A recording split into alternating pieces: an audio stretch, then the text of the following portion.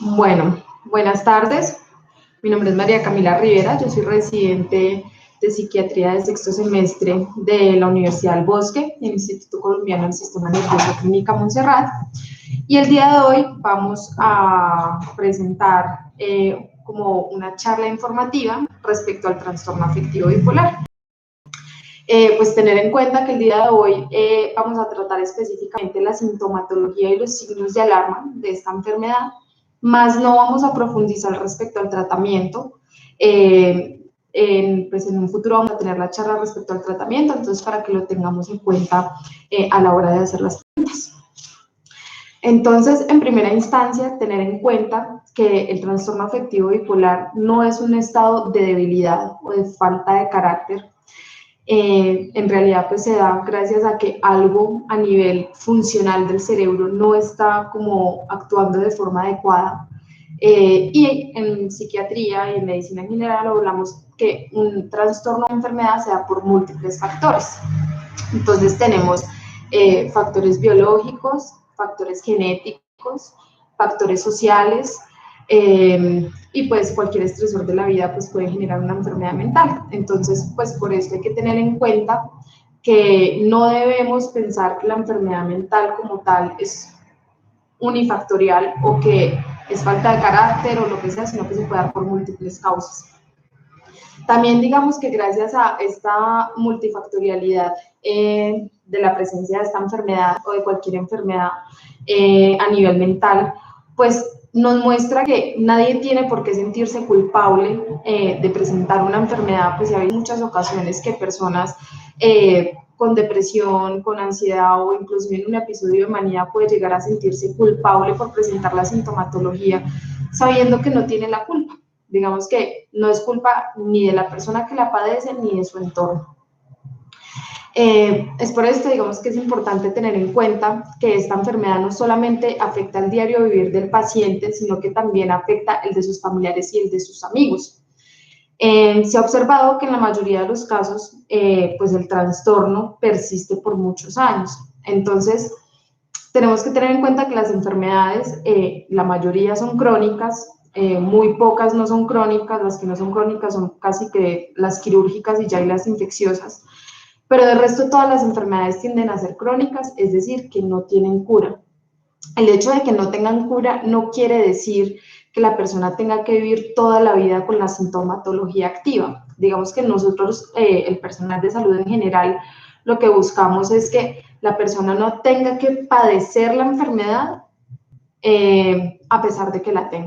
Por ejemplo, una persona que es, no sé, hipertensa, la hipertensión no tiene cura, tiene un tratamiento para controlar la tensión y demás, pero no tiene cura. Y lo que hacen los internistas y pues todo el gremio de la salud alrededor de esta enfermedad es evitar que hayan repercusiones a largo plazo de la hipertensión arterial y que la persona no esté con el dolor de cabeza, que no haya daño renal y demás, pero no curan la enfermedad. En salud mental es básicamente lo mismo. Nosotros tratamos la enfermedad para evitar que la persona no tenga que sufrir la enfermedad, pero no curamos la enfermedad como tal. Puede que en algunos casos, cuando hablamos de un episodio específico, que no es porque tenga la enfermedad como tal, sino que presentó un episodio, pues con el paso del tiempo y con el adecuado manejo y la adecuada asesoría, pues los síntomas van disminuyendo hasta el punto de que desaparecen y no estamos, pues, digamos que de frente a una enfermedad crónica, pero por eso siempre es importante tener de la mano a un psiquiatra que lo esté guiando a uno, pues, por el camino de la enfermedad, conocer la enfermedad, irle desmontando la medicación, que le dé a uno signos de alarma y demás. Ahora centrándonos un poquito en qué es el trastorno afectivo bipolar. Entonces, como les comentaba ahora, el trastorno afectivo bipolar es una enfermedad que es crónica, que tiende a originar cambios importantes en el estado de ánimo, que van desde la tristeza profunda hasta un estado de euforia intensa. Por eso se llama bipolaridad, porque está en los dos polos, el polo depresivo y el polo pues maníaco. También pueden haber estados mixtos en los cuales pues la euforia puede llegar a mezclarse con sentimientos de tristeza y pues aparece como oscilación durante el día o durante los días muy próximos de los dos estados anímicos. Entonces, cuando hablamos del estado de euforia como tal, presentamos como dos tipos de euforia, la manía y la hipomanía. ¿Qué es la manía? Entonces, la manía es ese sentimiento como de bienestar psicológico que es desproporcionado o sin relación con una situación determinada que pueda pues, generar esas alteraciones en el funcionamiento social, laboral, económico, pueden tener repercusiones en todos los aspectos de la vida de uno. Sin embargo, hay que tener en cuenta que esa euforia y en el episodio de manía puede ir de la mano de ansiedad o irritabilidad. Por otro lado, ¿qué es la hipomanía? La hipomanía es la forma como un poquito más leve, más suavecita, por así decirlo, de la manía. Y en este caso no hay unas alteraciones como tan fuertes en las otras esferas. Es decir, yo puedo estar muy eufórico, pero no estoy agresivo ni estoy teniendo gastos desmesurados y estoy teniendo en alguna medida algún buen patrón del sueño, no estoy peleando con las demás personas, se mantiene algún tipo de funcionalidad. En ese caso hablamos de hipomanía. Por otro lado, cuando hablamos del estado depresivo, entonces el estado depresivo es un estado de ánimo que está bajo, cursa con decaimiento, se asemeja mucho al trastorno depresivo, pues precisamente por esa sintomatología. Que en realidad es el diagnóstico diferencial entre un trastorno depresivo y un trastorno afectivo bipolar. En algunos momentos es difícil, ya que muchos pacientes que tienen un trastorno afectivo bipolar pueden cursar los primeros años de su enfermedad simplemente con depresión y son depresiones de difícil manejo que no responden adecuadamente al tratamiento farmacológico y después de un tiempo terminan haciendo un episodio ya sea hipomaníaco o maníaco y en ese caso ya hacemos el diagnóstico diferencial con el trastorno afectivo bipolar. La prevalencia de esta enfermedad, pues el trastorno afectivo bipolar afecta más o menos a entre 3 y 5 de cada 100 adultos en alguna de sus etapas de vida. Puede aparecer en cualquier momento de la vida. Hay trastorno afectivo bipolar de inicio temprano, de inicio tardío. Entonces, no como cerrarse al hecho de que como digamos que los picos principales de aparición de este trastorno están entre los 15 y los 25 años, no como cerrarse solo a que si no aparece en esta edad, entonces no debo tener esta enfermedad, no. Estos son los picos más importantes en la población, sin embargo, puede aparecer en cualquier momento de la vida. También es importante tener en cuenta que esta enfermedad afecta más a las mujeres que a los hombres. Pero digamos que profundizando un poquito más en a quién les da el trastorno afectivo bipolar, es importante tener en cuenta, como les dije ahora, que es una enfermedad multifactorial. Entonces, siempre es importante preguntar e indagar quién en la familia de pronto ha llegado a cursar con un trastorno afectivo bipolar. Si tenemos algún familiar que tenga este tipo de enfermedades, pues tenemos mayor riesgo de tener esta enfermedad. También se ha visto muy relacionado con pacientes que tengan abuso de drogas o abuso de alcohol. Se ha visto en muchos casos que el consumo de sustancias psicoactivas llega a activar, por así decirlo, la enfermedad. Es decir, si digamos yo tengo X gen que está silenciado, que yo no he estado bajo consumos, ni factores estresores, ni demás, y algo me lo activa, puedo padecer la enfermedad. Les hago como un paralelo. Si yo tengo un familiar que tuvo cáncer de pulmón, por ejemplo, pero yo nunca en mi vida he fumado, ni he estado expuesta al humo, ni he manejado grandes como concentraciones de estrés y demás, es poco probable que a mí me dé esta enfermedad, ¿sí? Sin embargo, si tengo ya la genética de cáncer de pulmón, por ejemplo, y soy una persona que fuma constantemente, que tiene hábitos de vida poco saludables, que manejo poco el estrés y demás, es más probable que me dé y se me desencadene la enfermedad. Es lo mismo con el trastorno afectivo bipolar. Es decir, si tengo un abuso de sustancias psicoactivas, si consumo mucho alcohol o tengo acontecimientos muy estresantes, me pueden desencadenar la enfermedad. Llámese acontecimientos estresantes, la muerte de un familiar, un divorcio, no sé, algo que pueda generar como una reacción de estrés aguda o reacción de estrés a largo plazo, como, no sé, que me echen del trabajo o algo por ese estilo. También puede presentarse en momentos estresores positivos, ¿no? No solamente nosotros tenemos momentos estresores negativos, sino también positivos. Por ejemplo, que me asciendan de trabajo. Eso obviamente genera una expectativa, es algo positivo para mí, pero puede movilizar mucho estrés alrededor. O el hecho de casarse y demás. Muchas enfermedades físicas también pueden llegar a desencadenar como la aparición del trastorno afectivo bipolar. También por eso nosotros a la hora de hacer como un examen mental y hacer una historia clínica a la hora de evaluar a los pacientes, tendemos a preguntar mucho si el paciente tiene alguna comorbilidad, alguna enfermedad, si hay consumo de sustancias, si hay antecedentes familiares, si tienen alguna enfermedad, profundizamos en qué enfermedad, qué enfermedad padece la persona, porque muchas veces hay como algunas enfermedades que predisponen aún más al trastorno afectivo bipolar. El sueño para nosotros es un signo como cardinal del trastorno afectivo bipolar, porque la alteración de los patrones del sueño se ha asociado mucho a la aparición del trastorno afectivo bipolar. Digamos que hemos visto y se ha podido, digamos que observar a través del tiempo, al conocer la enfermedad, al realizar estudios de la enfermedad, que una de las principales como cosas que empiezan a aparecer cuando una persona va a tener un episodio de manía o hipomanía es la alteración del patrón del sueño, en el que hay disminución de la necesidad de dormir, a pesar de que uno lleve días sin dormir, sigue teniendo muchísima energía, no se siente cansado y demás, mientras que en los estadios como más depresivos pueden llegar a tener hipersomnia y dormir días enteros sin necesidad pues de llegar al punto en el que diga como no, ya dormí suficiente, me siento descansado. Entonces es importante siempre como estar evaluando cómo está el patrón del sueño de nosotros. ¿Cómo progresa la enfermedad? ¿Sí? Es uno como de los principales indagaciones que nosotros vemos en las personas que tienen familiares que padecen esta enfermedad o inclusive en las mismas personas que la padecen.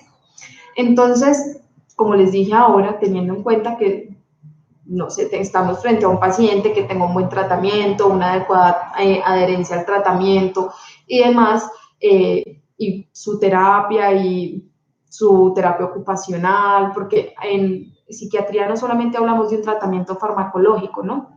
Hay múltiples tratamientos para la enfermedad que nos van a ayudar a que la enfermedad cada vez tenga un impacto menos negativo en la persona.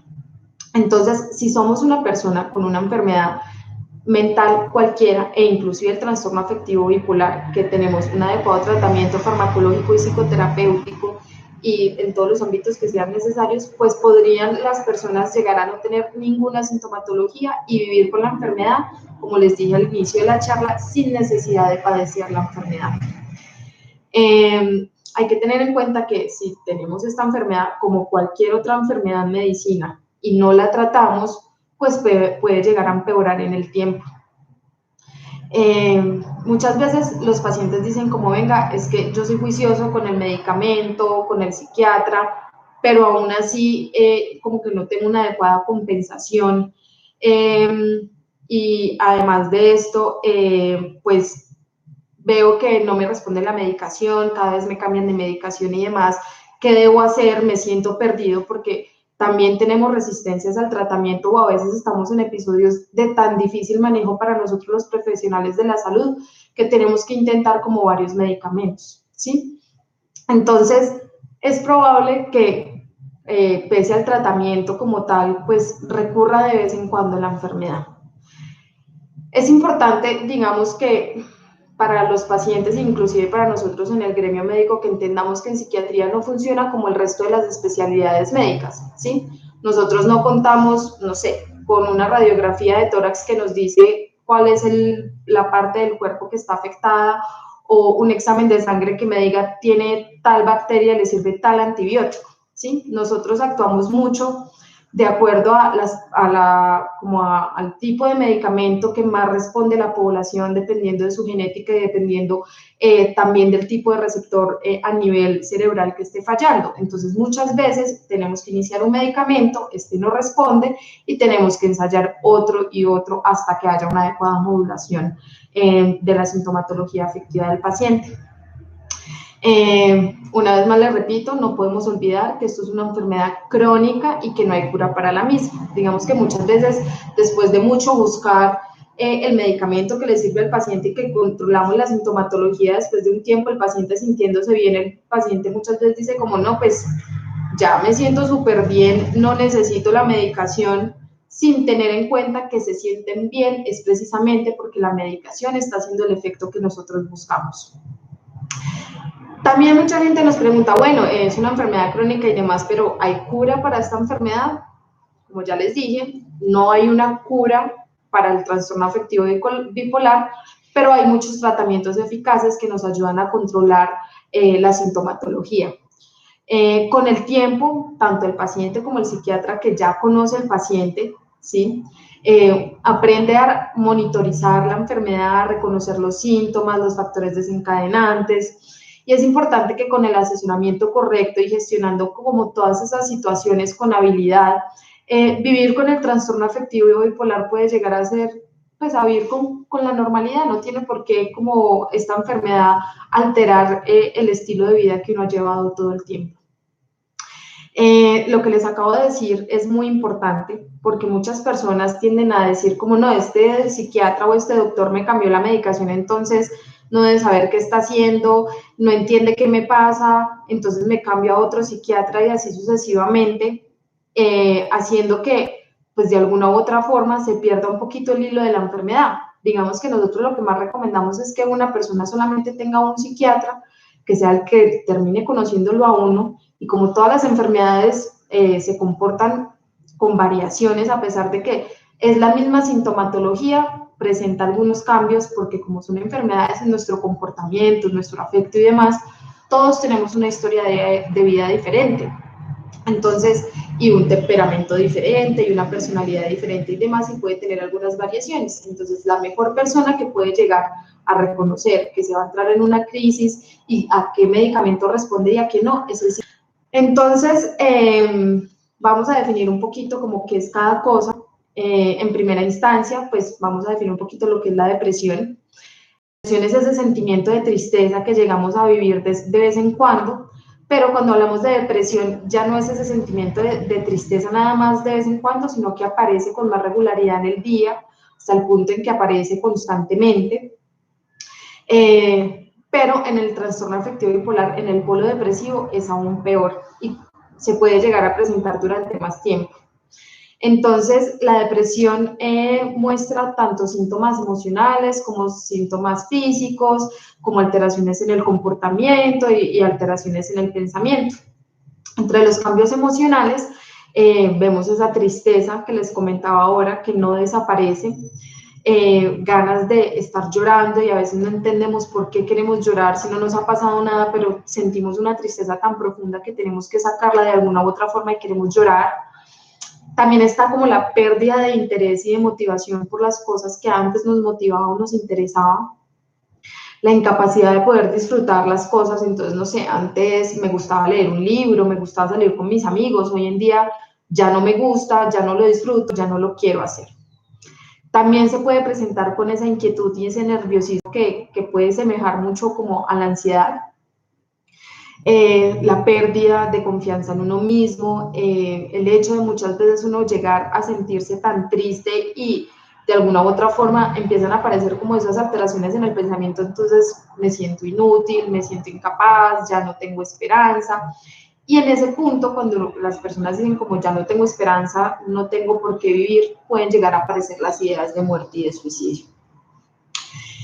Entre los cambios en el pensamiento está esa incapacidad de pensar de forma positiva o con esperanza. Muchas veces nos sentimos como con esa incapacidad de tomar decisiones simples o inclusive tenemos dificultades para podernos concentrar. Entre los cambios físicos, entonces, está la pérdida del interés en el sexo, la pérdida del apetito y del peso, la dificultad para conciliar el sueño, el hecho de pronto despertarnos más temprano de lo normal, o el sentirnos completamente agotados, así como cuando uno le va a dar una gripa que tiene malestar general y uno no entiende por qué como que no tiene energía para nada, y también puede aparecer el estreñimiento. En los cambios en el comportamiento debemos tener en cuenta como esas dificultades en empezar o acabar las tareas del día a día, el llorar mucho o sentir que se quiere como poner a llorar, pero no logro como llorar, como que siento ese vacío en el pecho, esas ganas de llorar, pero no me salen las lágrimas, y el aislamiento social, el hecho de no querer compañía de nadie, querer estar en la casa, en la cama y no hacer nada. Por otro lado, la manía. Entonces, los síntomas de la manía es como ese sentimiento extremo de bienestar en el que hay mucho optimismo y mucha energía. Muchas veces como que ese sentimiento llega a ser como tan extremo y tan intenso que puede llegar a afectar nuestra manera de pensar y de juzgar.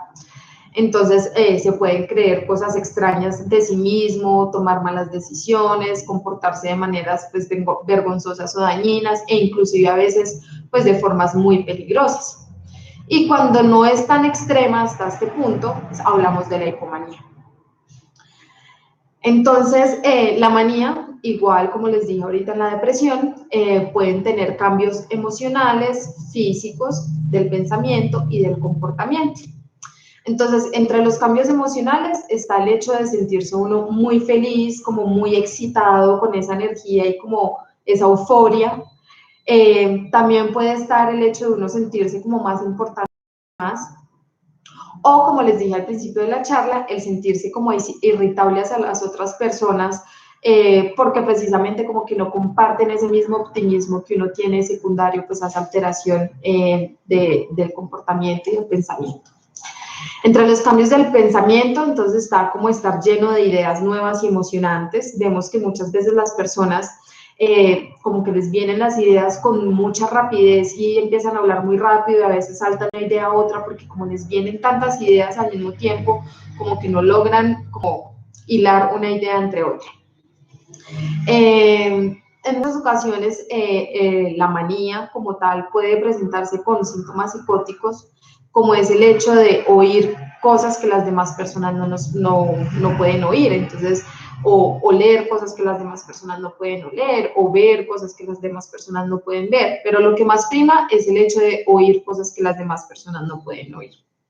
Entre los cambios físicos, los más importantes que encontramos es el hecho de sentirse uno lleno de energía, no querer dormir o ser incapaz de dormir, porque también hemos tenido casos de personas que dicen como es que ya quiero dormir, pero no me da sueño y tengo energía, pero quiero dormir, pero no puedo.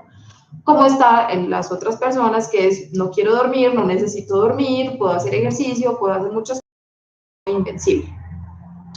Y también puede haber un aumento del interés en el sexo. Entre los cambios en el comportamiento, entonces tener en cuenta el hacer planes grandiosos y poco realistas, el estar muy activo, moviéndose rápidamente de un lado para otro, hablar con rapidez, tanto hasta el punto que las demás personas como que les cuesta mucho poder entender qué es lo que estamos diciendo. Tomar decisiones extrañas sin consideración, a veces pueden llegar a ser devastadoras las consecuencias, derrochar dinero, estar en general muy desinhibido. Hay personas, no sé, que se desnudan y salen a la calle o gastan millones y se endeudan o venden cosas. Y también pues el hecho de tener tanta confianza y como un exceso de confianza en uno que llegan al punto como de menospreciar a los demás o discriminar a los demás. Ahorita les estaba hablando un poquito como de los síntomas psicóticos. Los síntomas psicóticos pueden aparecer tanto en la fase depresiva como en la fase maníaca de esta enfermedad. Pero para que estos síntomas aparezcan, pues tenemos que estar como en una enfermedad ya como un poco avanzada, como en un estadio grave o severo, ¿sí? Entonces, en la fase maníaca, entre los síntomas psicóticos que más podemos llegar a ver, como esas ideas delirantes, más que todo como grandiosas, en las que de pronto uno tiene algunas misiones muy importantes que cumplir o se tienen poderes y aptitudes especiales que las demás personas no tienen. Mientras que en la fase depresiva se pueden sentir, por otro lado, como excepcionalmente como culpables, que uno es peor que nadie, incluso hay pacientes que pueden llegar a sentir que dejaron de existir y pues a tener como creencias muy extrañas. También se pueden llegar a tener, como les dije anteriormente, alucinaciones que huelen, oyen o ven cosas que las demás personas no pueden ver o oír o leer y demás. Pero nadie más lo puede percibir y uno no tiene cómo justificar el por qué está presentando todo esto. Digamos que toda esta sintomatología que yo les acabo de mencionar es como lo que nos muestra lo que es el trastorno afectivo bipolar, el hecho de que exista, como pudieron ver, una sintomatología tan variada, no quiere decir que una persona, no sé, que solamente se siente triste y solamente siente que no puede disfrutar las cosas, entonces no está en una fase depresiva. O no, es que él solamente está hablando muy rápido y no está durmiendo, pero no tiene lo otro. O sea, como saber que toda esta sintomatología puede variar y se puede presentar de múltiples formas. No se tiene que presentar ni toda junta, ni más de tanto. O sea, puede aparecer dependiendo del momento en el que esté viviendo el paciente, cómo se presenta la enfermedad. Como les digo, somos seres individuales, todos somos diferentes y la enfermedad se puede presentar de forma diferente en cada uno de nosotros, tanto en el momento del ciclo vital en el que estemos, es decir, es que yo tuve hace 4 años un episodio maníaco porque me ascendieron en el trabajo y ahora 5 años después voy a presentar otra vez un episodio maníaco porque me voy a casar. Entonces, como que no decir como no, es que no es la misma sintomatología que le presentó hace 5 años, entonces no debe estar maníaca, sino como que tener en cuenta todos estos síntomas que les acabo de mencionar para poder uno como familiar o uno como persona enferma saber cómo algo está pasando, algo se me está saliendo de las manos o no soy el mismo de antes o yo escuché tal día que si no estoy durmiendo puede ser que vaya a entrar en crisis. Por eso para nosotros es muy importante que tanto las personas que padecen estas enfermedades como los familiares puedan asistir a estas charlas y puedan tener conocimiento de la enfermedad, porque muchas veces para uno como enfermo es muy difícil reconocer qué es lo que le está pasando a uno, ¿no? Por todas estas alteraciones en el pensamiento, en el comportamiento que yo les acabo de mencionar, para uno también es muy difícil reconocer que algo está pasando. Entonces es muy importante que nuestra red de apoyo tenga conocimiento de la enfermedad y cuando vean que algo de todo esto que les mencioné está apareciendo, sepan que posiblemente nuestro familiar, nuestro allegado, nuestro amigo puede estar presentando una crisis y poder recurrir a la ayuda. No sé si de pronto tienen alguna pregunta, alguna duda o si todo quedó claro.